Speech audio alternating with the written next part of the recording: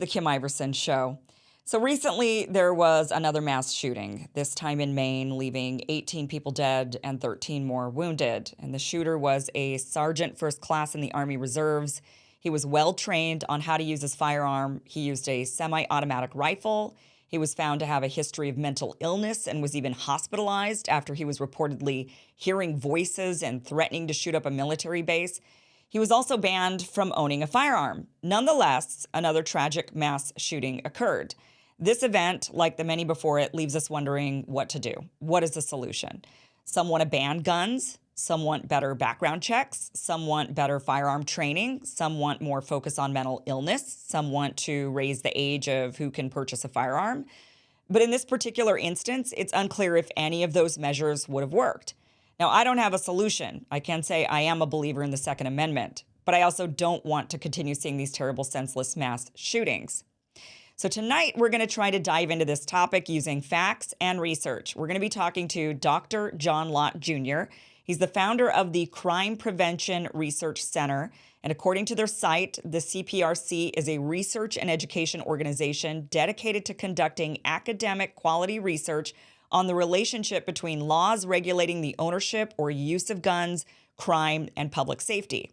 The organization does not accept donations from gun or ammunition makers or organizations such as the NRA or any other organizations involved in the gun control debate on either side of the issue. Dr. John Lott Jr. is an economist. He's a world-renowned, recognized expert on guns and crime.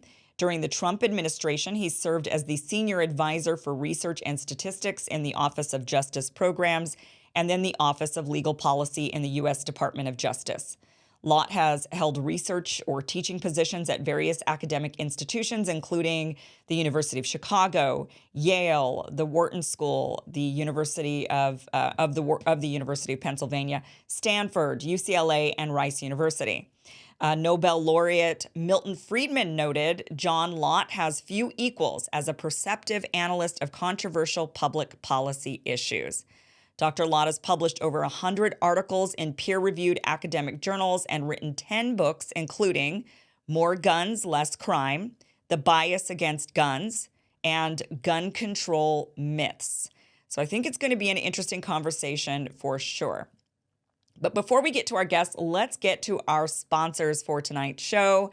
Lean is a great product. Those of you that are trying to shed the weight, I know this time of year also, it's it's hard to keep the pounds off because the candy just keeps on coming and all the baked goods because it is holiday season. Well, you could get a jump start and try to stay ahead and not gain too much weight this season by getting yourself Brickhouse Nutrition's Lean. This is a really great product. It's an all-natural supplement, and it really targets the trifecta of what it takes to have a successful weight loss program and a successful weight loss supplement. And that is, it needs to help lower blood sugar. That is what Lean helps you do. It helps curb your appetite. It revs up your metabolism, and it burns fat off of your body. So you got to get rid of all that excess fat. You got to bump up that metabolism in order to make sure that you're burning more calories throughout the day. Helps if you don't eat so much. That appetite suppressant is really important. And lowering that blood sugar, lowering your, a lot of us are just getting insulin resistant as we get older. So take lean.com, use the promo code Kim15. You're going to get 15% off your first order. Grab some of this stuff. It's going to take about 3 weeks for it to kick in, so be a little bit patient. But it will give you a little boost of energy. I do notice it gives me a little boost, but not the shakes or anything weird like that when I take previous, weight loss supplements. I don't ever do those. This is a product I actually do take, and I do like it. So take lean.com, promo code Kim15 for 15% off your first order. Let me tell you about another really great product, Relief Band. This is something I have used for years. It's this device like a watch, kind of like an Apple Watch, but it doesn't have, it doesn't have all the crazy things you need. It just has a button, real simple. You press it, and this thing starts to sort of vibrate on your wrist, and this is going to help you stop the nauseousness. So if you get motion sickness, if you're nauseous for any reason, this Relief Band actually works. It's the only thing I get really bad motion sickness when I'm in the backseat of a car. If I'm on a boat, forget it. I can't get on a boat. Roller coasters, I just get really bad motion sickness. And Relief Band has been my saving grace. I've tried the pills, I've tried the pressure point bands, I've tried everything. And I'm telling you, Relief Band is the only thing that makes it to where I can tolerate. I mean, look, I still get a little nauseous. Some people say it's completely gone for them. It depends, I think, on your level of nauseousness and why you're nauseous. For me, though, when I go to a theme park and I ride a roller coaster, that I would be miserable for the rest of my time there. Relief Band makes it to where I can actually enjoy myself. The nauseousness maybe is there slightly for a minute and then it's gone and I can move on to the next. So this has been a real great thing for me. And you can change the intensity when you press that button. You can change it, mild, medium, it goes up, I think 5 different settings on it.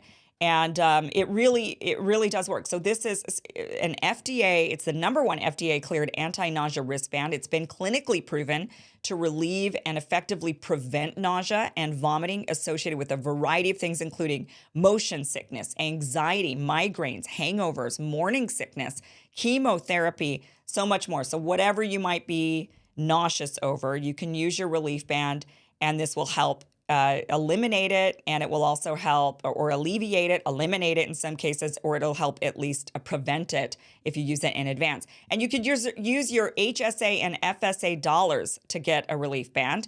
So whether you need everyday nausea relief or just an occasional cure from nausea, their patented technology makes feeling sick a thing of the past. So head to reliefband.com and get 20% off your Relief Band, as well as free shipping when you use the promo code KIM at checkout, and that link is down below. All right, let's go ahead and get to tonight's show. Really looking forward to this conversation. Dr. John Lott Jr., welcome to the show. Thank you so much for being here. Well, thanks very much for having me on. I appreciate it.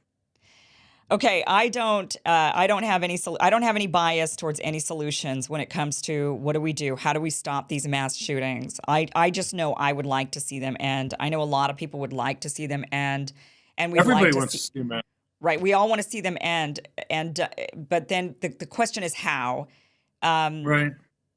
The research that you've done, how did you get into this research? First of all, like how do you know that the research you're doing is not biased towards a certain outcome? Well, I mean, anybody can look back and see how my views have changed over time. I wasn't really into even studying guns to begin with, but my views were probably much in the middle. I got into it. I'd been chief economist at the U.S. Sentencing Commission in Washington.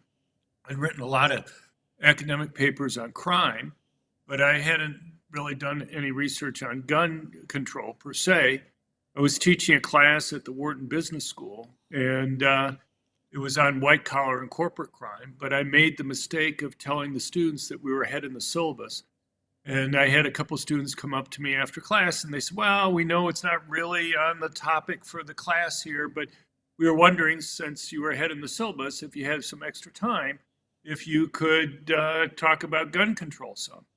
And I said, well, I guess I can. It kind of forced me to read through more of the academic literature in that area. I had read some previous papers in the area, and they were pretty horribly done.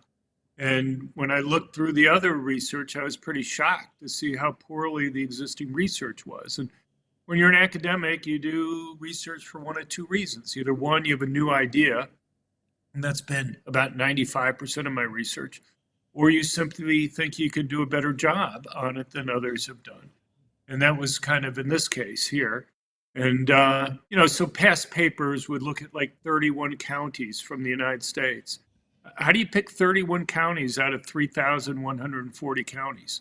They would look at either purely what we call time series data, where you're just looking at one place over time, or just looking across places at the same point in time. And I could go on for hours about the weaknesses of doing those types of things. So anyway, I started working on it. I almost stopped about 6 different times because I was getting bored on the topic. And then I worked with a graduate student. I moved to the University of Chicago, and he did a lot of the work on getting the data together, David Mustard, who's now at the University of Georgia. And I got a call from a reporter named Dennis Kuchan, who was at USA Today. When I was at the Sentencing Commission, Dennis got to know me, and every 6 months or so, he'd call me up and ask me some questions. So anyway, he called me up, asked me questions. And then at the end of the conversation, he said, "Oh, by the way, what are you working on?" And I said, "Well, I've just finished this paper. We looked at 13 different types of gun control laws on it. And the only one we found that made a difference in terms of crime was concealed carry laws." And he said, "Oh, that sounds interesting. Could I send it to him?" So I did. And a week later, it was on the front page of USA Today. And the things kind of took off from there. People Hmm. attacked the work, and I kind of stuck with the debate and the issue. This was back in '96, because I've been involved in a lot of debates, academic debates, but I've never seen so much misinformation put out on a topic as I saw in the gun control issue. And I mean, it's kind of destroyed my academic career to some extent to do that. When I was at Chicago, Mayor Daley called up the president of the university and went through 45 minutes of all the wonderful things that the city wanted to do with the school. And then at the end of the conversation said, "Oh, by the way, Lott's continued presence at the University of Chicago was going to do, quote, irreparable harm to the relationship between the city and the school." And I had something similar happen when I went to Yale next, and I've had other things happen like that. So it Wow. just, but It seems like that but never ends. I anybody, mean, it's so shocking to hear that this censorship, this trying to control the narrative has been going on. A lot of us experienced it during the pandemic. People experienced it prior right, to that against big pharma or big tech, and now you're saying, "Wow, like the I don't even know what that lobby would be, the anti." So you're saying it because it wouldn't be the big gun lobby that was doing that to you, right? It right, was the opposite side trying to basically right, cancel you. It's exactly, like cancel culture. right. I mean, I mean, it's kind of amazing how well organized people have been for decades on this. People talk about the cancel culture now, but you're in Los Angeles. Yeah. There were a number of years there where I would write regular pieces for the LA Times. It'd be like 3 or 4 pieces a year that I would have there. And then what happened was um, people like George Soros's Open Society Foundation and some other groups would go and bombard op-ed editors like the Los Angeles Times with literally thousands of emails and phone calls when they would run my pieces. And Nick Goldberg, who was the op-ed editor for a while, would go and say, he didn't mind. I'd get like he'd get like 10 times more of a response when he'd run my piece than he would get from anybody else. And he said he could deal with that. But then when they didn't get a response from Nick, then they'd go to the publisher. And he said, "John, I just don't have the time to go." The publisher gets thousands of emails saying, why are you publishing this Lott guy? And he said, "I just don't have the time to spend an hour every time I rerun one of your pieces going and talking to the publisher about it."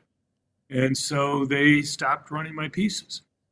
And, and that's happened time after time. So rather than going debating it, rather than going and saying, what exactly is wrong with it, their thing is just to go and kind of overwhelm places with, attacks. I had an op-ed in the New York Times in 2018 and on the errors in the NICS background check system, which I'm happy to talk about.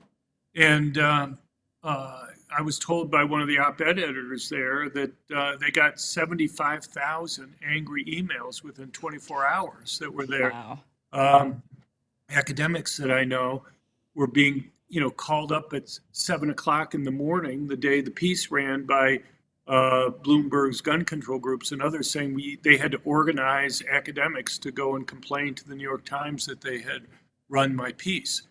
And and in fact, one of the funny things was, when a couple of years later, when Tom Cotton had an op-ed in the New York Times, how they got rid of the op-ed editor there. They almost got rid of him when he ran my piece because if you go back and see when my piece came out, 2 days after my piece came out, there are news stories about how the op-ed editor wrote an open letter to the New York Times family explaining why they wanted to go and run sometimes, once in a while, pieces that were different from the views held by the editorial pages there. And the reason why he wrote that 2 days after my piece was because he was trying to justify to the rest of the people at the New York Times why he had run my op-ed piece there. Yeah. So he survived that, even though he didn't survive the cotton piece that was there. But it's just What are the forces you- behind that? I could understand, like, we know big money. We know big money influences. So I could understand if it was the opposite, the NRA coming after somebody because they've got a lot of money. And so I could understand that sort of big force coming through and saying, we want to, put a bunch of an effort around silencing a certain viewpoint. But what is the force? Is it just, what is the force you think that is attacking the gun control debate on the other side of of somebody like yourself saying, hey, these control measures are not I would assume that's what you're saying, is these control measures are not the way to go, that they're not working. What is the Well, I'd force say you they're think working. that is? I think they actually create the problem many times, the types of regulations, and we can talk about that. But, Yeah. if somebody like Michael Bloomberg that spends literally hundreds of millions of dollars each year on this, you talk about the money from the NRA, what you should do is go to something called Open Secrets, which has all the campaign donations that are made to politicians. And what you'll find is that in any congressional cycle, the NRA may spend $2 to $3 million in terms of donations to candidates. Michael Bloomberg may spend $110 million just to congressional races that are there. But what would be his agenda? I mean, NRA has an agenda. Like, we can understand because they have a stated mission. But Michael Bloomberg, for example, or even George Soros doesn't necessarily have a stated mission in particular about the gun control debate. I mean, why do you think they care about that particular issue? Do they have something to gain? Well, yeah, I get asked this question a lot. And I guess the way I think about it is, take something like healthcare. You have two approaches to it. Obama with Obamacare, his approach was essentially very strict regulations on what was covered by health insurance. You really have no choice on what's there. The only choices you have are what the size of the deductible that you have is going to be. So if you're a woman who's 65, you're still covered for childbirth. Okay, you may think it's not really relevant for you to be covered, but the government's decided you get covered for all these things, and you have no choice. Republicans, on the other hand, would say, okay, well, we'll have a voucher or a tax credit, and then you decide what you want to have covered or not have covered there. That's there. And so it's kind of, the difference is, do we trust people to make certain decisions or not? And it's one thing whether you trust them to make decisions on what's covered by your health insurance, but it's kind of another level to go and say, do I trust people with weapons? Yeah. And that's kind of the ultimate thing there. And so you have people on the one side who think that they're smarter than everybody else. I've been an academic most of my life. I've had positions at Stanford, University of Chicago, the Wharton Business School, Yale, UCLA, Rice. And academics think that they're so much smarter than everybody else. They think that they're the ones who should be making the decisions for everybody. And, those are the types of people that go and populate Democratic administrations when they go and take over on these things. And, I think there are lots of smart people outside of academia, and people also have an idea on what works best for themselves. They know what they desire. They know what their preferences are, much better than somebody in an ivory tower someplace knows what their preferences are. And and I think it's just who do you trust to make decisions? Um, and I think that's the big dividing line on a lot of these issues. School choice is another one. You see, uh, on the one side, you have teachers know best. You have um, McAuliffe's famous statement when he was running for reelection or for in governor of Virginia, where he was basically saying that teachers should be the ones who make these decisions. The Biden administration has made that similar comment many times. On the other hand, you'll have people who want to have school choice. We have like 10 states now that have universal type voucher type systems or tax credits for schools. And that means that the parents are the ones who get to pick them between the different schools to decide what they think their kids should be learning.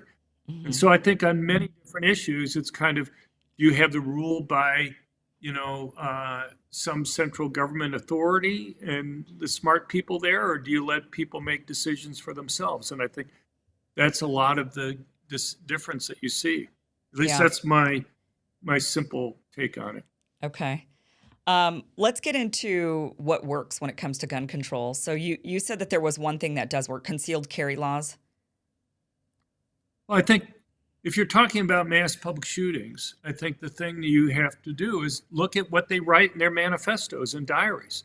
And the media refuses, and I wish somebody would give me a benign explanation for this, but the media just absolutely refuses to cover that part of their diaries and manifestos where they explain why they pick the targets that they do.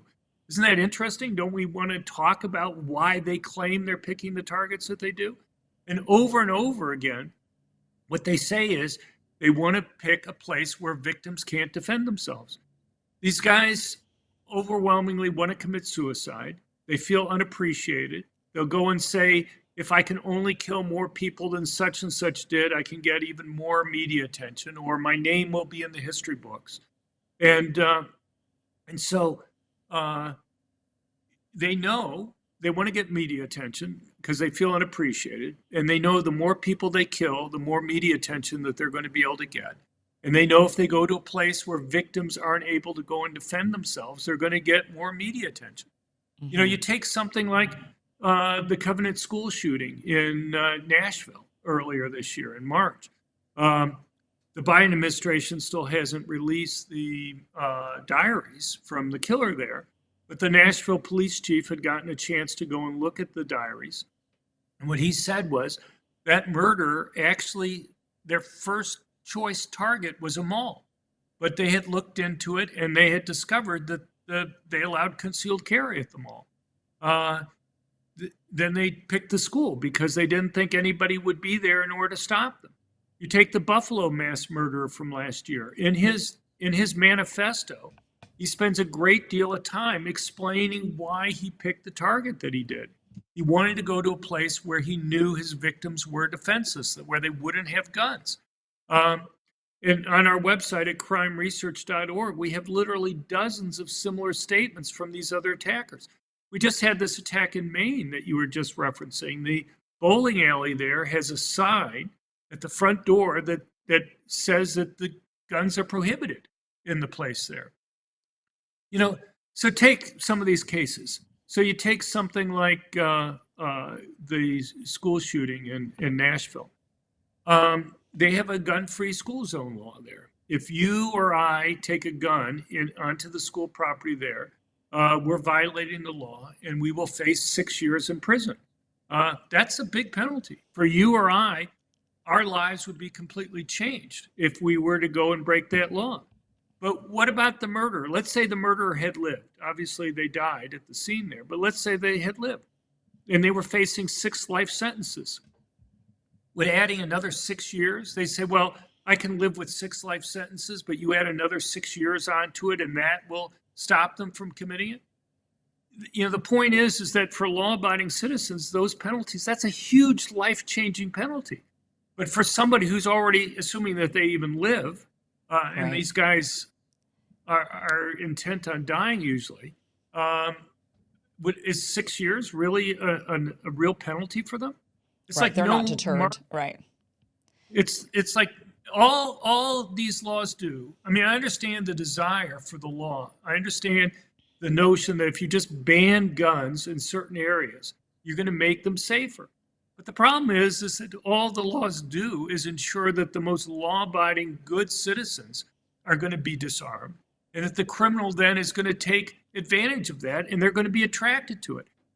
My own guess is that the whole gun control debate that we have right now would be dramatically different if the media just covered a couple things differently. If they were to go and say, for example, we've had yet another mass public shooting in a place where guns are banned. 94% of the mass public shootings in the United States take place in areas where guns are banned. So I'll make a criticism of conservatives on part of this too, and that is a lot of conservatives will go and say, well, we need to have a police officer in every school. I don't mind having a police officer in every school, but please don't put them in uniform. I mean, that's what they want to do. They want to put a uniformed armed police officer in each school. Let me ask you this. We have air marshals on planes. Do you think air marshals should be in uniform? Do you think that that would be a good idea to put an air marshal in uniform? Right. Why don't we put air marshals in uniform? Pretty obvious, right? Yeah. Because we don't want the terrorists to know who it is the one person that's on the plane who's supposed to stop them, right? Right. Because they could try to take that guy out. Well, the same thing is true with the school. You have one uniformed police officer there at a school. It's an almost impossible job. These attackers have real tactical advantages. They can wait for the officer to leave the area before they attack, or they can go to another target to go after it. Or what they can do is they can try to take out that one officer first. I mean, having him in uniform is like the guy having a neon sign above them that says, shoot me first. Because Right. they know if he's the only person that's armed and they take him out, they're going to have free reign to go after other people that are there. So there's a couple things. One, if the news media would once in a while mention we've had another mass public shooting in a place where guns are banned. But there are other things too. We constantly hear this refrain that the United States is unique in terms of mass public shootings, and that's simply false. It's not even remotely close to be true. There's many countries in Western Europe that have higher per capita rates of mass public shootings. So like you're in California. Nobody would compare the total number of murders in California with the total number of murders in Wyoming, right? You're going to Right. go and look at the murder rate that's there. Well, the United States, we're the third most populous country in the world. Okay, we have over 330 million people. You take a country like Germany, for example, they have 80 million. Look at something like school shootings.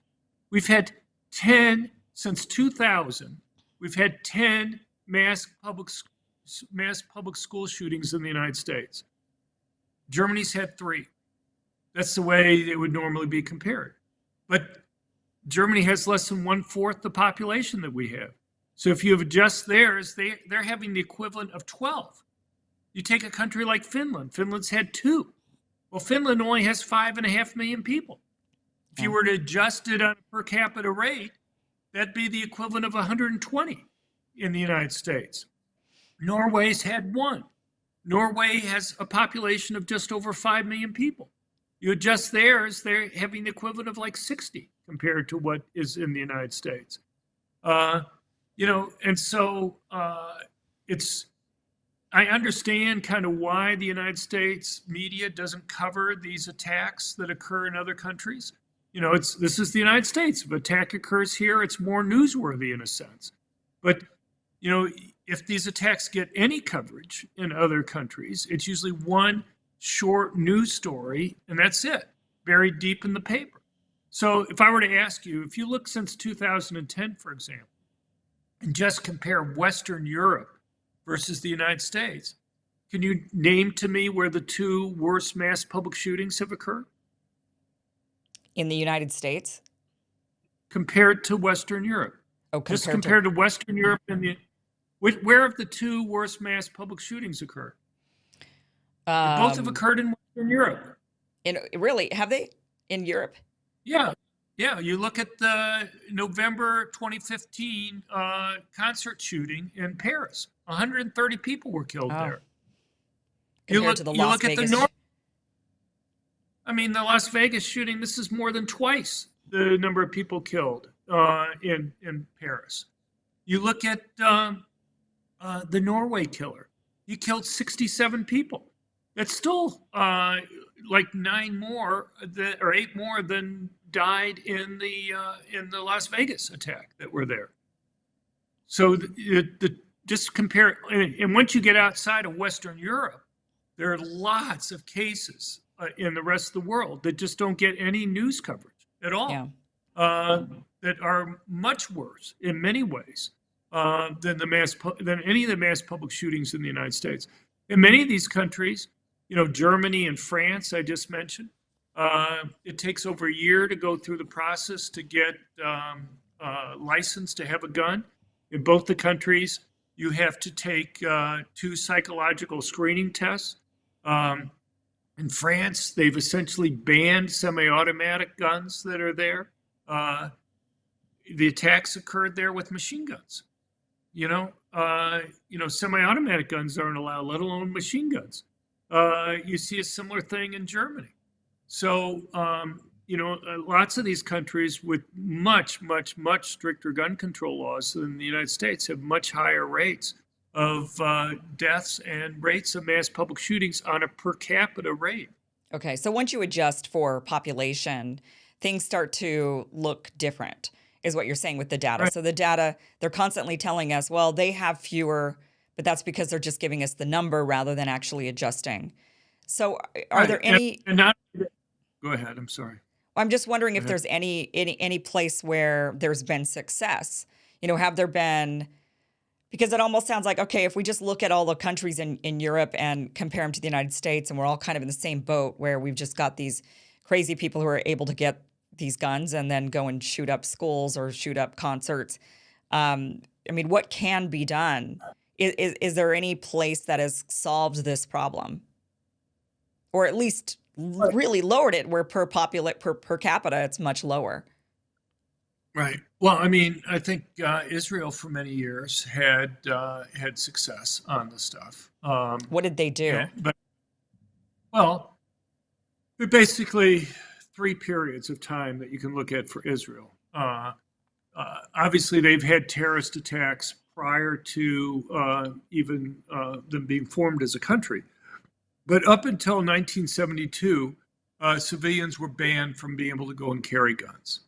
And you just saw terrorist attack after terrorist attack. And what the government would do in those times would be to go and arm, put more police, more military on the streets. But what they discovered is that no matter how much money they spent, they simply couldn't cover all the targets that were there.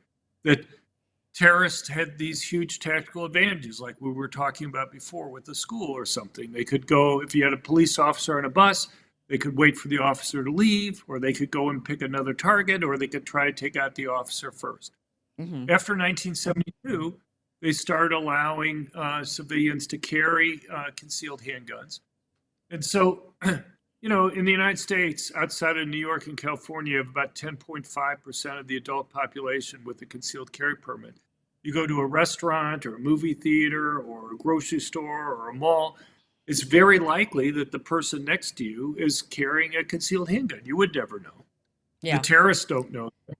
And so you could have 30 people behind you on the bus, and you don't know which one or two or three or four of them might be armed and be able to go and stop you. And so they go and pull out their gun and try to shoot the police officer on the bus. They reveal their position, and now they have to worry that somebody behind them is going to be able to go and stop them. So you had about 14% of the adult population, and you saw big changes in how they did these terrorist attacks. The problem is that Israel has had the same type of gun control debate that we've had here in the United States. You go and look at, in September of this year, you had the newspapers in the country reporting that the national police had said, look, the high holidays are coming up. Please, anybody who's allowed to carry, make sure you carry at all times. Uh, but you had politicians on the left who were saying, look, it's dangerous to let civilians carry guns.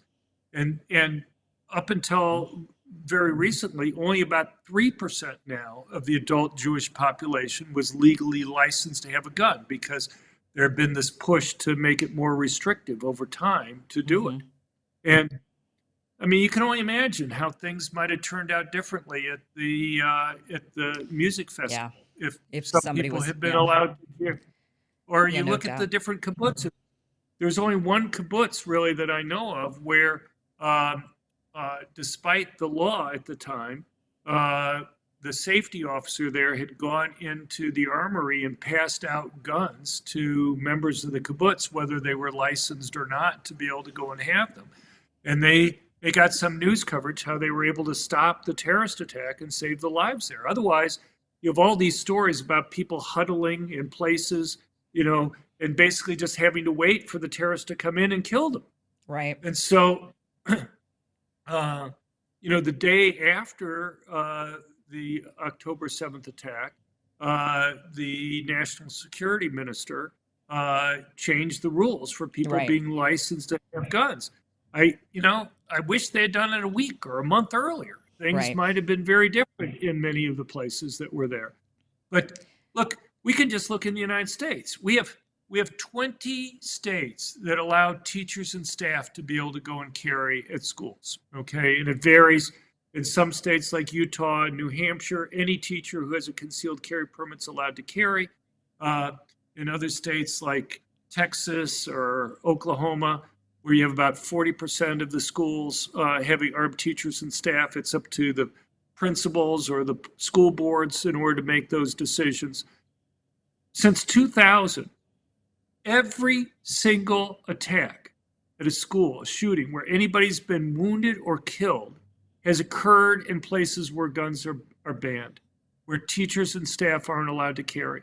There's not been one single attack during school hours where teachers and staff are allowed to carry where anybody's been wounded or killed. And, so the question is, do you have a sign in front of the school that says this school is a gun-free zone? Or do you have a sign in front of the school that says warning to these killers that select teachers and staff at the school are able to go and carry and will use their guns to protect the students and others that are there? Again, these guys may be crazy in some sense, but they're not stupid.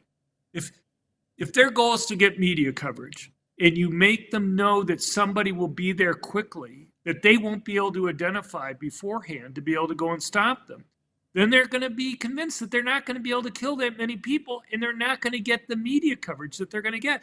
I can give you so many cases on our website at crimeresearch.org.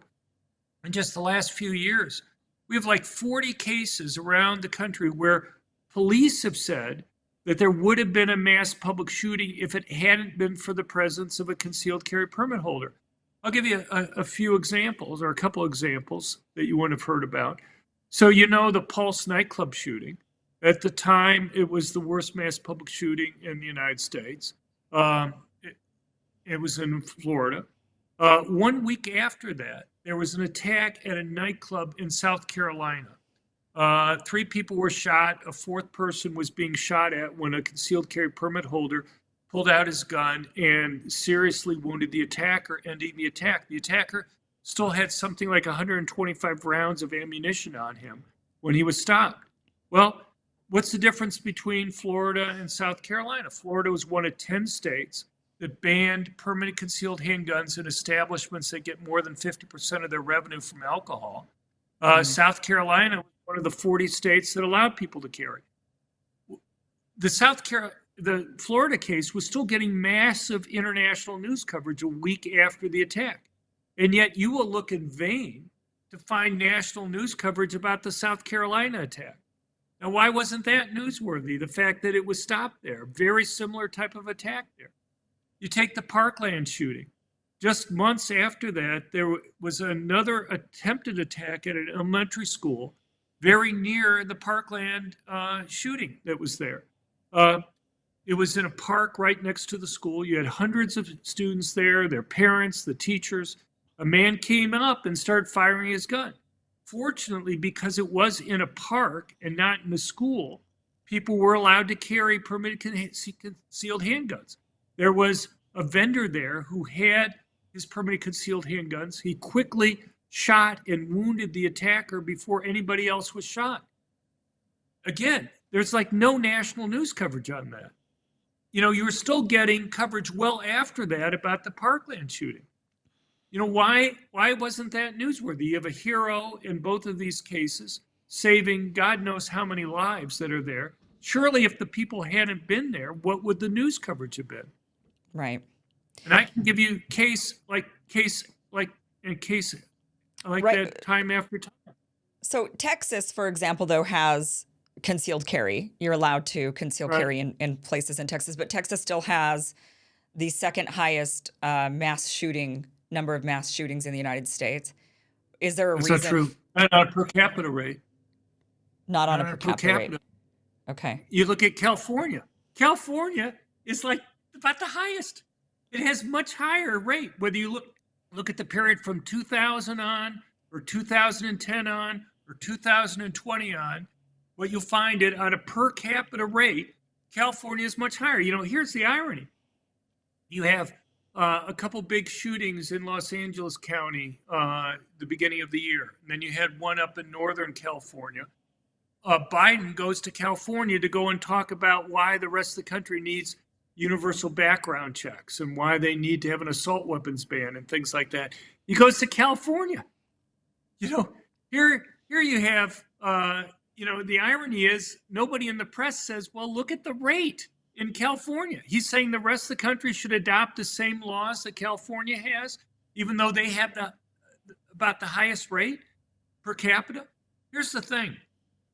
In Los Angeles County last year, you had about one concealed carry permit holder for every 5,600 adults. In San Mateo County, where the other one had occurred earlier this year, you have one concealed carry permit holder for every 24,000 adults that were there. Okay? So somebody goes and does the attack. What's the likelihood that they're going to run into somebody who's going to be able to stop them? I got a list of the concealed carry permit holders in Los Angeles County a few years ago.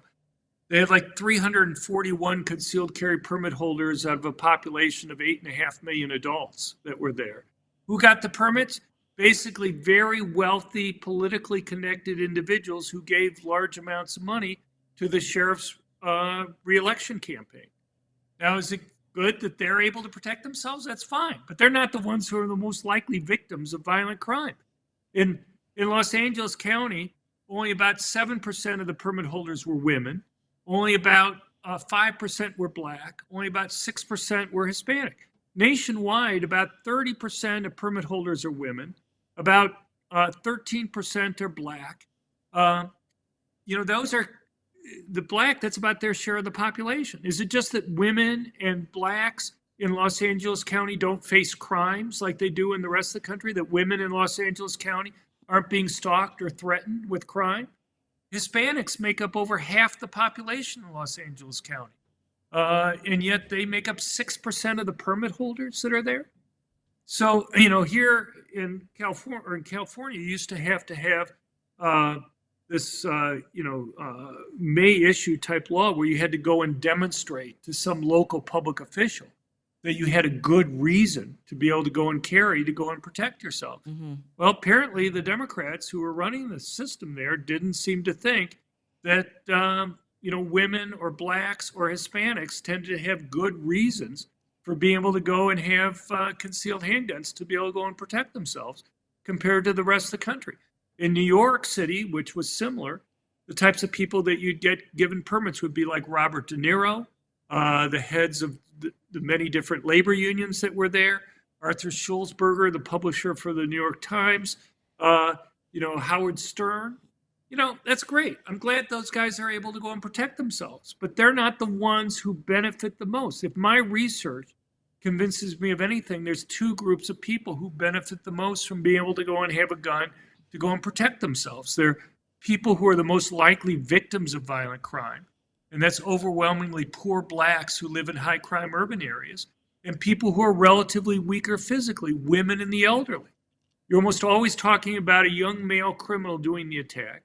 And when a man is attacking a woman or an elderly person, there's a lot larger strength difference that exists there on average than when a man's attacking another man.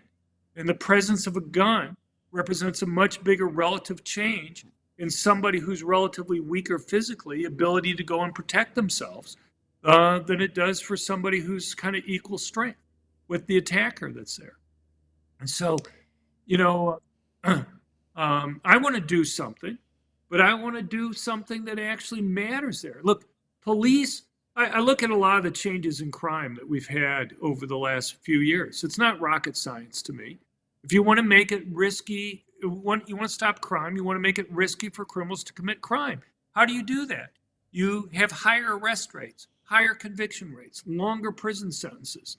So you have all sorts of places around the country where they've cut police budgets. The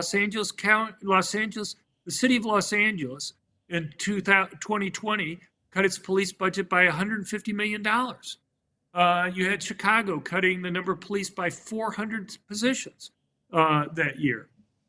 They've had other cuts. They've made it difficult for police to go and do their jobs. You have district attorneys in Los Angeles or St. Louis or Chicago or New York or Philadelphia or Boston who are refusing to prosecute violent criminals. You've had liberal judges around the country that have, up through 2022, released in many cases half or even 2/3 of the inmates from jail.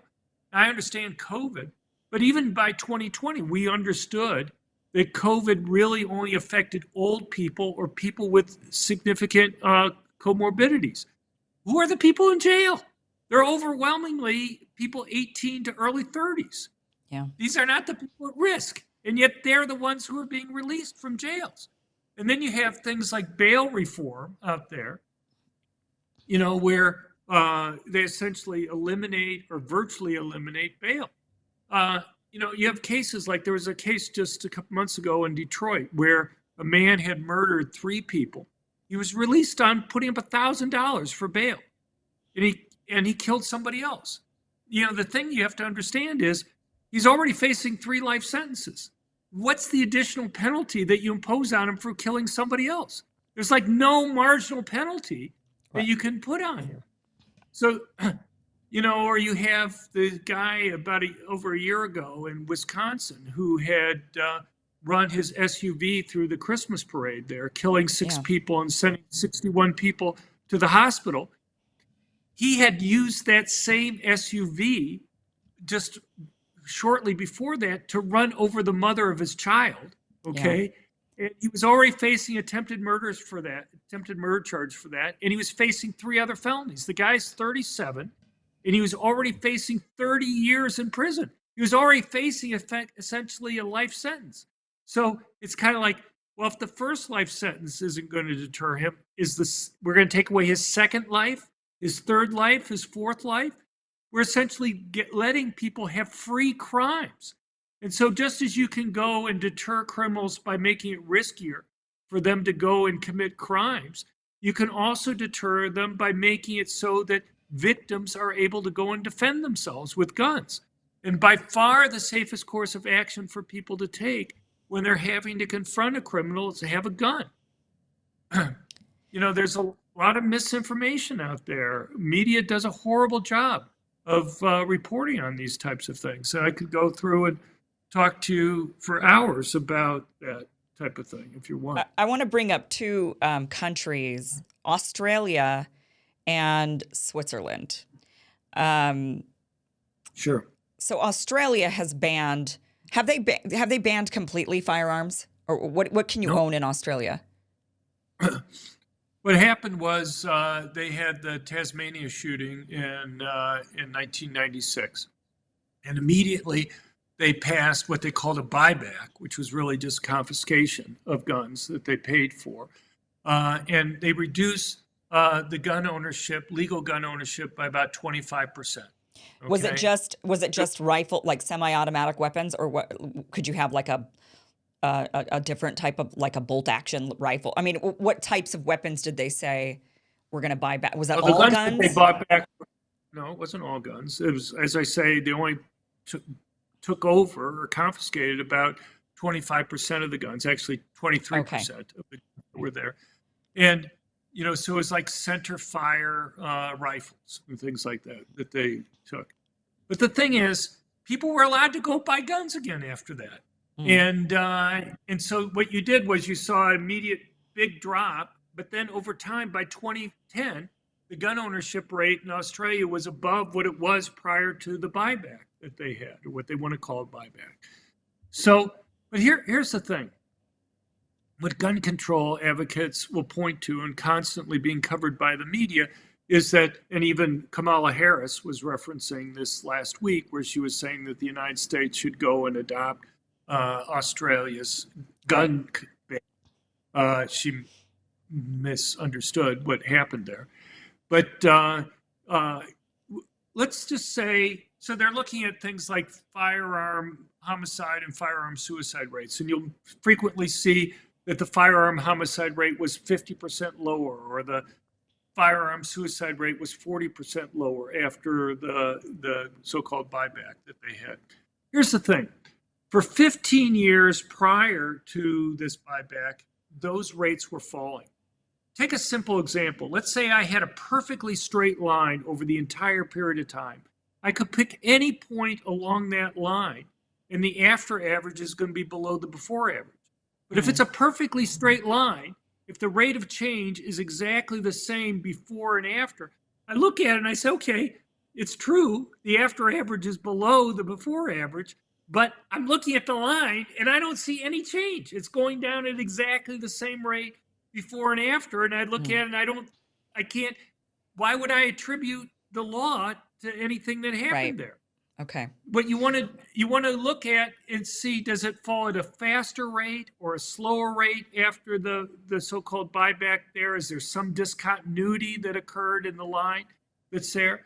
And what you actually see is that the rate of decline for either firearm homicide rates or firearm suicide rates was actually much slower after. So it's falling, and then falling at a slower rate after the buyback than it was beforehand. In fact, if you look at total homicides rather than firearm homicides, total homicides were actually flat for 8 years after the buyback that was there. Total suicides actually went up after the buyback that was there. And, so I look at it, I just think it's statistical malpractice that people, anybody who kind of knows just basic statistics knows that you just can't look at before and after averages for things. And we see this in all sorts of examples. I'll give you a simple example. You look at any type of accidental deaths of any type, and it falls over time, okay? You look at accidental car deaths.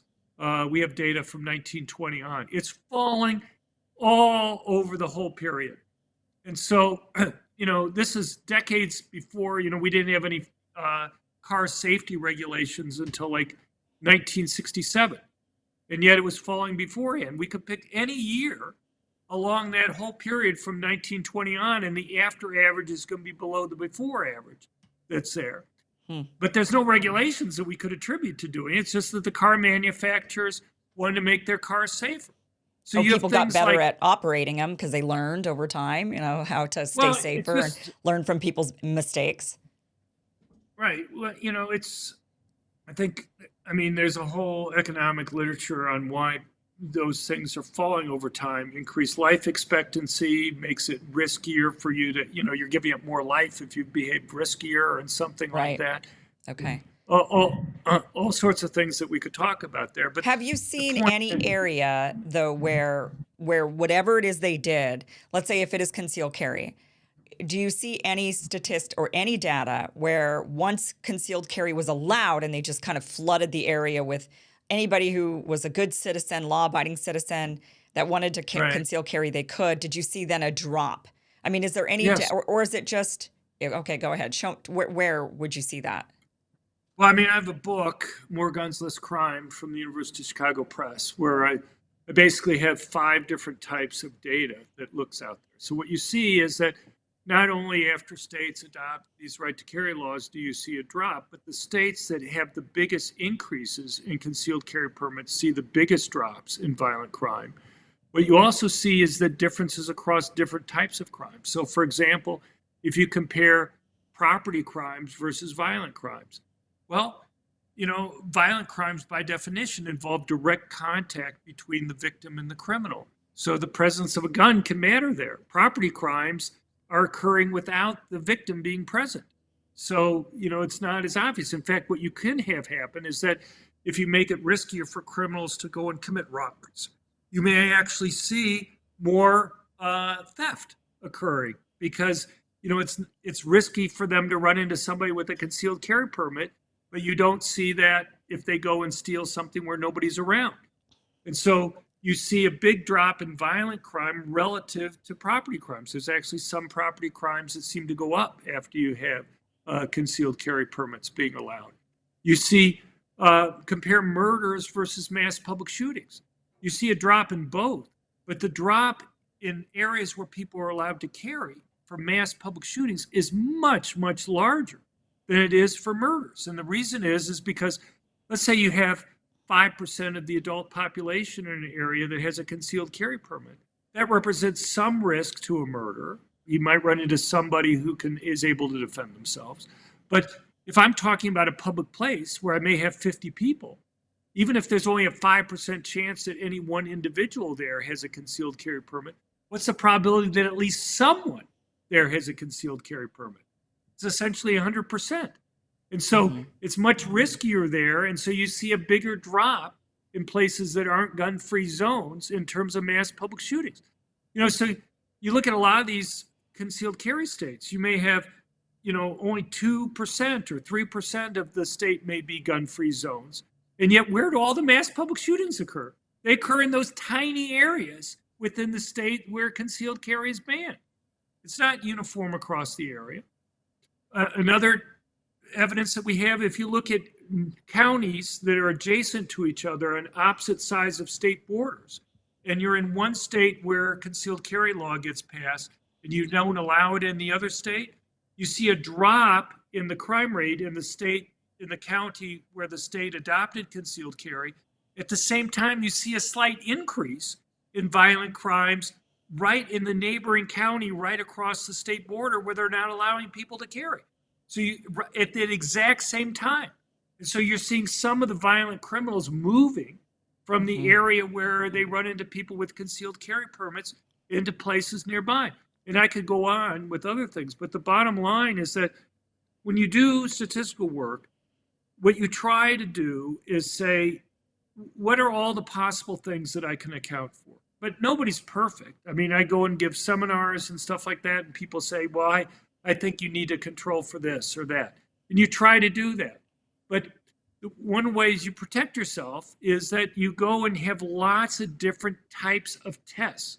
So that if somebody says, well, I think you ought to control for this, one response, if I hadn't, and I literally controlled for hundreds of different factors, is that you say, okay, even if your story could explain this one fact, why is it going to be related to the drop being larger in states that had a greater percentage increase in the number of people carrying? Or why are you going to, can you explain why you have this difference in two counties that are on opposite sides of state borders? Or why is it going to explain why you're going to have a bigger drop in mass public shootings than you're going to have a drop in murders in places where people are allowed to carry? And so the more different tests that you have, the harder it is to go and find some left out factor that could explain all the different results that you have. Are there some measures that need to be implemented? For example, background checks or mental health measures? I mean, are there some things that we can get together and do that you think, Sure. besides allowing more people to carry? And I'll be honest, Yeah. there was like a moment I remember when I was living in Texas when, there was like a lot of mass shootings in the news and I was really afraid. I'm not a very fearful person, but there's moments when you're sitting in a crowded place, like a movie theater, and you're thinking, oh my gosh, like somebody could just walk in here and kind of take us all out. And I do remember feeling at one point, I was with somebody who had a concealed weapon, and I remember feeling safer. I felt like my friend, who I trust, has a gun, and if somebody were to come in and start shooting, he would hopefully be able to take him out. I mean, so I could get the sentiment on that. I worry though Right. that, somebody would get a gun, and this is where we get into the background checks and the mental health. What we worry about is that somebody would get a concealed carry who really should not have one, and then they stand up and they start.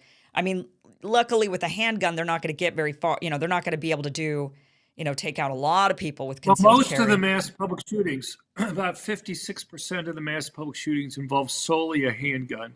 About 14% involve solely a rifle of any type. So the vast majority of mass public shootings actually just involve a handgun. But look, you bring up a lot of issues there.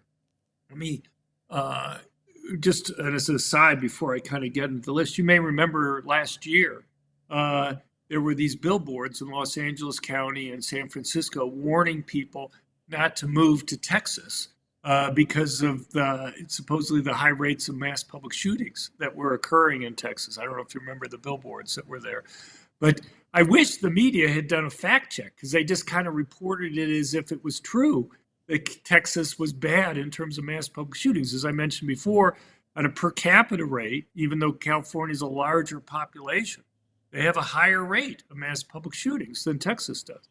But let's go through the different things that you were bringing up. So you bring up background checks. I have no problem with background checks, but you got to fix the current system. The current system is a complete and utter mess. So we frequently hear from Biden and others that there are 4 million dangerous or prohibited people that have been stopped from buying guns because of background checks. So that's simply false. What they should say is there have been 4 million initial denials, and about 99% of those have been mistakes. It's one thing to stop a felon from buying a gun.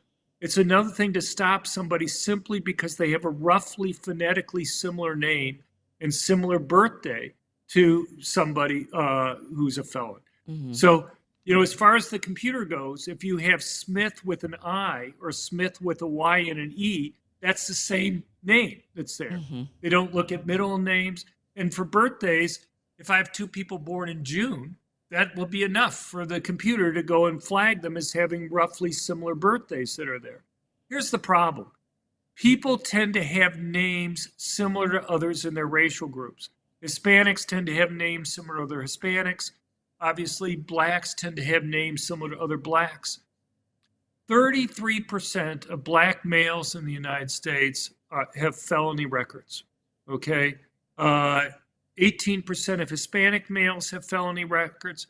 6% of white males have felony records. 3% of Asian males have felony records. So what does that mean? Essentially, not too surprising then that most of the mistakes are going to be involving law-abiding black and Hispanic males who simply have names, more likely to have names similar to somebody who's prohibited from being able to go and own a gun through no fault of their own. And there's really no reason that these mistakes should be occurring. If private companies, when they do criminal background checks on employees, had an error rate that was 100, the error rate that the federal government has, they would be sued out of existence under federal law. But if you go and talk to gun control advocates, and I've been doing this for 20 years, saying, look, why not have the federal government have to meet the same standards for doing background checks that private companies have to meet? They will fight you tooth and nail on that. Now, you can go and appeal, okay, but the vast majority of people who go through the appeal process are going to have to hire a lawyer. Okay, it's a complicated process. You're talking about $3,000 on up. So what you're talking about is lots of law-abiding Hispanic and black males who are low income or moderate incomes, who it's just not going to be worth it to them to be able to go through the appeals process to go and get it fixed. Now, there are other things with the background check system. One thing's the cost. So in Washington, D.C., for example, it costs $125 to do the background check on a private transfer of a gun. In many other states, about the cheapest you'll find is like Oregon, which is like $56 on average. California is a unique case where it's $20 to do it, but the reason is because there's a price control. The FFLs are not allowed to charge their full cost of doing the background check there. And if the federally licensed dealer refuses to do the background check that they're losing money on, then they're going to lose their license. So it may cost them actually $80 to go to do the background check, but they can only allowed to charge $20. Mm-hmm. It's background checks aren't like a sales tax that gets added on to the price of a gun. It's in the price of the gun that's there. The only time you see the cost of the background check is if you're going to be just solely having them do the background check on a private transfer, where that's the only thing you're buying is the cost of the background check. But I want somebody to give me a benign explanation for how they're set up. So, for example, if you're in California or you're in Washington, D.C., or Colorado, or many of these other places, let's say, Kim, you and I'm going to give you 4 guns, and we both lived in Washington, D.C. It's just John giving Kim 4 guns. You would just think it's just one person giving one other person 4 guns. Shouldn't it just be one background check? No, but what they do is they have a separate background check required on each gun. So rather than $125, it's $500. So I want somebody to give me a benign explanation for why you just don't have one background check, given it's one person getting all the guns, rather than having a separate background check on each gun that's being transferred. Mm-hmm. But it's worse than that, and that is, let's say you believe these background checks are good, okay? Presumably, you want to encourage people to go out of their way to do it. You know, they have to go and find an FFL. They have to bring both the buyer and the seller together, pay the fee, wait for the background check to be done, and then transfer it there. That's inconvenient to do that. Mm-hmm. We want to encourage people to do it. How is making them pay $125 encouraging them to do it? You don't tax things that you want to encourage people to do. If you really think that this is good, then pay for it out of general revenue. Don't make the person have to bear the full freight of what you want them to do. And the other thing is, if you think these are good, you think that it reduces crime for everybody, not just the law-abiding citizen who's going out of their way to obey the law. Yeah. And so, as an economist, I would say if everybody benefits, everybody should pay. The people who benefit should be the ones who pay. And yet, do I think that the only person who's benefiting from reduced crime are the law-abiding citizens who's going out of their way to go to a licensed dealer to go and do the transfer that's there? They're not the ones that I'm concerned about anyway. But yet somehow they're being forced to pay the full cost. Again, pay for our general revenue. So, gun control advocates will always say they just want reasonable gun control laws. I just want reasonable fixes to the gun control laws that they have. I've told them for years that they could go and have these universal background checks on the private transfers of guns if they make a couple fixes. One, have the federal government have to meet the same standards for doing background checks that private companies have to meet. Second, pay for it out of general revenue. If you really think that there's this big benefit, pay for the cost of the background check out of general revenue there. Yeah. And yet, they'll fight you tooth and nail on both of those. What about more training with firearms? I mean, if we're going to say, okay, let's just let everybody conceal carry and more guns, less crime, there would be, what we don't want to have happen is a mass shooter walks into a mall and everybody starts shooting and Right. and the people aren't trained on how to use their firearm and they just kind of shoot wildly around and suddenly you've got a bunch of bullets flying that are not from the mass shooter and a bunch of civilians there. So is there a case to be made for some more training? Right. Well, I think law-abiding citizens generally realize that they have a lot to lose if they go and use the guns improperly. Here's the thing. Is the type of scenario that you just gave possible? Sure, it's possible. We've looked at all the active shooting events in the United States carefully from 2014 through 2022. All right. What you find is that almost 40% of the active shooting attacks were stopped by armed citizens. If you separate out gun-free zones from places where they're allowed to carry, you find almost 60% of the attacks in places where people are allowed to carry were stopped by legally armed civilians. You know how many of those cases they accidentally shot a bystander? Zero, Hmm. not one. And so, the thing is, after the Bruin decision last year, the entertainment television has just been crazy last season about showing concealed carry permit holders accidentally shooting the wrong person or almost shooting the wrong person or something like that. They just, it's amazing. The gun control groups work closely with producers and writers on television shows to kind of get across their message that are there. Is it possible? Yeah, it's possible. I'm not going to deny it. But the only way you can answer this is by actually looking at the data to see Yeah. how many of those cases. If they could point to one or two of the cases, then at least we'd have something to go and talk about there. But if they can't even point to one single case where something like that has happened. So you see the same thing with schools.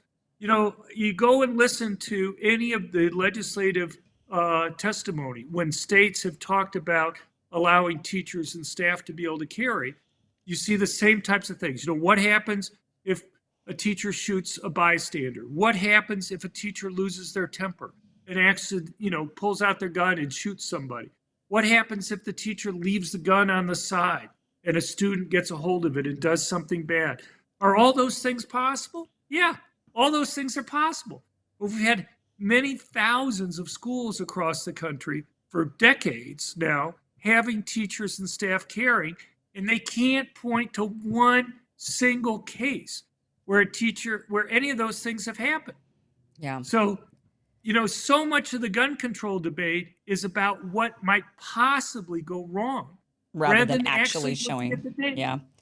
Okay, so the one last thing that I just want to bring up is, and I'm not in favor of this at all, because I do think that we've seen evidence of tyrannical governments and also just anything can happen, natural disasters, and all the power is out, and you've got people looting, and you just need to be able to Right. protect yourself. So I'm not at all a fan of banning guns, but what about the areas that have just disarmed populations? They just do not have guns circulating in there, like China, for example.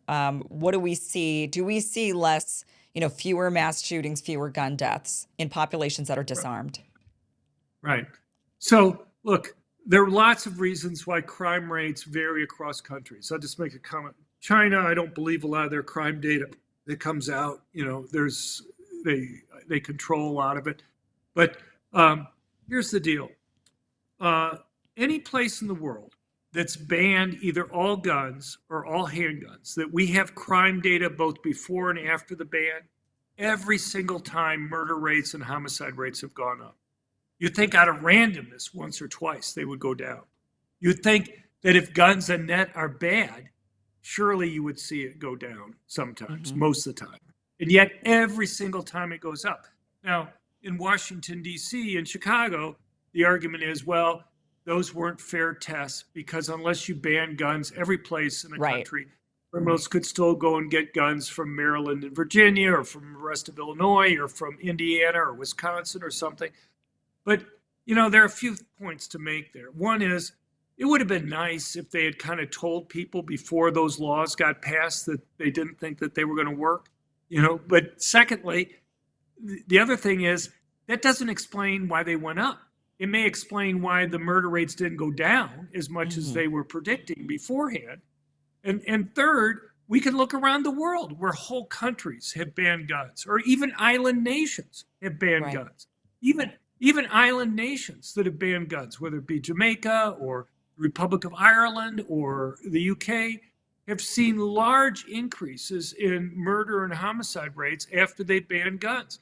And here's the problem. When you see this happen every single time, okay, you want to look for what's going on. And basically what happens is that when you ban guns, and this applies to gun control laws generally, not just bans, is who's most likely to obey the law. And what you find is it's most likely the most law-abiding good citizens who obey the law and not the criminals. And to the extent that you may take a few guns away from the criminals, but if you're primarily disarming the law-abiding citizens, you're actually making it easier for criminals to go and commit crimes. So take a country that's right next to California, take Mexico. Since 1972, Mexico's had one gun store in the country. So you've had 50 years where you've had this. It's run by the military. Uh, Even to just apply for a license, it costs over $2,000 just to apply for a license to own a gun in Mexico.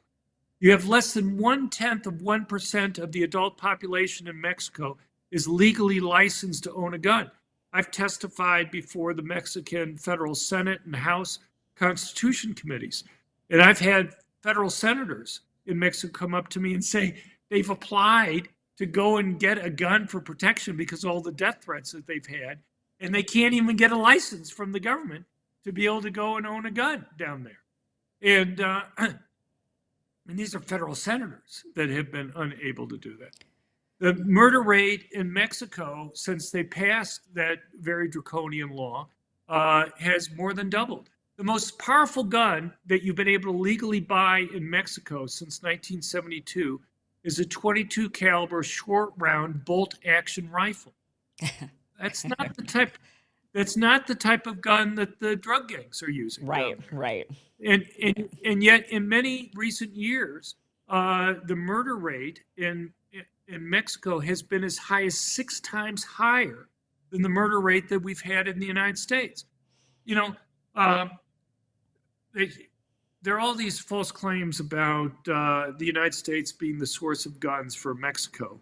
They'll say 90% of the crime guns. The numbers are completely bonkers. What they do is, what they're saying is really 90% of the guns that they asked to be traced to the United States were from the United States. But the thing is, the United States is unique in terms of having things like serial numbers on guns. Mm-hmm. So it's pretty easy. You go and you look at a gun, and all it's saying is that, so they ask like 17% of the guns that they've confiscated to be traced. And maybe 15% of the 17% actually were from the United States. So it's just a small percentage. They bring in guns from around the world. So it's like 90% of traceable guns are from the United States, but what percentage are not traceable? Most of them. Right. Okay. Right. Yeah. Interesting. And yeah, I'm surprised to find, I mean, I didn't know this about Mexico or their gun control laws. That would be one place, if I lived in Mexico, I would absolutely want a gun. I'd want a gun to protect myself from anything. When I testified before the federal Senate and House there, they come and they pick me up in an armored limousine. It had 3/4 inch thick windows on it. They wouldn't even let me out of my hotel room without having 2 huge 7-foot tall bodyguards that were there. I said, I'm just going to go down. This is a 5-star hotel, in one of the safest parts of Mexico City. I just want to go down and have breakfast. They said, no, you have to call in. The 2 guys will come to your door at your hotel room and they'll walk you down to the breakfast area. It was just, I don't know. Maybe they thought I was saying something that was too controversial or something. Who knows? But it just maybe. If certain groups just want to be the ones with the guns because they have the power. If you're the one with the gun, you've got more power. And if there are definitely players out there who want the power, and so they don't want others to have the weapons. You could control a population. Right. Maybe they would be definitely thinking you're threatening. Very interesting. I'm glad we had this conversation. I know you could go on forever. There's a lot of data there. I'm just going to direct people to the resources. I've got the links down below to where they can read more from you and the research that you've done. Very fascinating. It sounds to me like there's a couple of things. First of all, conceal carry for law-abiding citizens so that they can protect themselves. Also, probably concealed carry in areas where there are vulnerable populations who would not be carrying, like children or hospitals or elderly places where people are more vulnerable, perhaps. And it sounds to me like the media needs to change the way the media reports on mass shooters. Like, stop saying their names. Maybe have like a kind of a code of ethics amongst the journalists that we do not talk about the person. That's what happens in all of these mass shootings is we start talking about the person. We want to know, who was this person? How old are they? What was their ideology? Who did they vote for? Right? We want to know everything about them. And then and you're saying that with these guys, when you read their manifestos, this is what they're wanting. They're wanting that glory. They're wanting that Oh yeah. infamous. Yeah. So stop doing that, and maybe But you're that would not going to help get the also media to lower. stop. You're not going to get the media to stop. I mean, there's been moves in the past. I think many people in the media realize this. But what I would say is, look, we don't need to get rid of the First Amendment. What we need to do is read their diaries and manifestos to know what they want to get out of this. Because if you can make it so that somebody's there quickly with the gun, and they know somebody's going to be there quickly with the gun, so they're not going to believe that they're going to be able to go and kill many people. I'd rather have a sign in front of a school that says, teachers and staff here are armed, even if they're not armed, to make the killers believe that there is somebody there that's going to be able to go and stop them. And so if you can make it so they believe that they're not going to be able to get the media attention that they crave here. Look, people have always wanted to commit suicide, but someplace along the line, you had these people who feel unappreciated, these loser types. You read their diaries and manifestos, and they're talking about women won't date them. Okay, women don't appreciate what a great guy that they are on this stuff. That they can't go and get dates or something like that. These guys are just losers in so many different ways. You read the diaries and you say, well, I understand why nobody will date you. When you read the diaries. Right. Right. Okay. So maybe, but I mean, I'm definitely not wanting to limit the First Amendment by any means. I'm just saying that maybe the media should have a code of ethics. No, but you don't. Which is I understand, but you to don't learn, need to do not that to glorify. Right. I'm not trying to argue getting rid of the First Amendment either. Okay. But I'm just saying by the media, I wish the media would report what they say in their diaries and manifestos. Well, they do, but the media does, but the reporting is on who did they vote for, what was their ideology, any sort of semblance and they get that wrong. They get that wrong. Yeah. So I'll give you a simple example. I know I'm going on too long, but I'll give you a simple example. And that is, time after time, they keep on calling these guys who are racist conservatives, okay, or right-wingers. And the thing is, they're very often environmentalists. You take the Buffalo mass murder. The New York Times must have had like 8 editorials on kind of the danger from white supremacist right-wingers that are there. The guy in their Exhibit A this last year has been the Buffalo mass murder last year. Was he a white supremacist? Yeah. But he was a white supremacist because he hated minorities because they had too many kids. The guy thought that the biggest damage to the environment was people having too many kids. We had too much population, and then we need to reduce it. The guy calls himself a socialist. He calls himself what was the term? Kind of a moderate left-wing authoritarian. I don't know many conservatives or right-wingers who are against people having kids. I don't know many conservatives who call themselves socialists. Or, you take something like the El Paso murderer, who was also described as a white supremacist right-winger. The guy's number one country that he wanted to model our government after was China. Anyway, I won't go on, but it's just, so they're very selective in terms of how they report these things. Yeah. Very interesting. John, I know you've written a lot of books. You've written 10 books. What is the latest one? Where do you want people to read more to get more of this information? What's the latest? Well, I mean, they can go to our website at crimeresearch.org, where we have all this stuff in detail. But I would go, my latest book is Gun Control Myths. It basically goes through 45 different myths that exist on guns. And so that would give people a pretty good, fast overview on the subject. All right. Thank you so much for joining us. Really appreciate the conversation and appreciate all the research you're doing. It needs to be done. So thanks for doing it.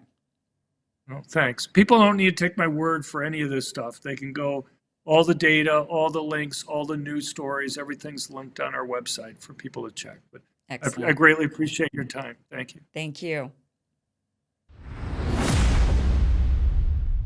Guys, let me tell you about a great product that I love. This is the best way to get all of your fruits and vegetables into your diet easily. It is Field of Greens. This is a fine powder that is made from dehydrated, high quality whole fruits and vegetables, organic, carefully selected to give you the most nutrients in your diet possible. You just take a scoop of this powder, you mix it into your water or your iced tea, and it tastes really delicious. And look, you're going to get all your fruits and veggies. You need your fruits and veggies in your diet in order to, stay healthy, in order to feel good, in order to have energy. There's just a variety of reasons why you should be eating healthy, but I know it's really hard to do. So this is kind of a cheat, and it's an easy cheat, and it's a delicious cheat. I get weirded out by some of these green drinks because I'm like, oh, I don't want to just like choke down a gloopy, globby green drink that I'm going to have to like hold my nose. This is it actually tastes good. So I enjoy drinking Field of Greens, but I really enjoy the benefits I feel. And I actually do feel a difference when I drink it. And the people I know around me who are drinking it say the same thing, that they genuinely feel a difference on the days they drink their Field of Greens versus when they don't. Seriously, not just trying to sell it to you. But this is a great way to get all of your fruits and veggies into your diet. I personally like the lemon lime flavor. I've tried all of them. That's the one I keep going back to.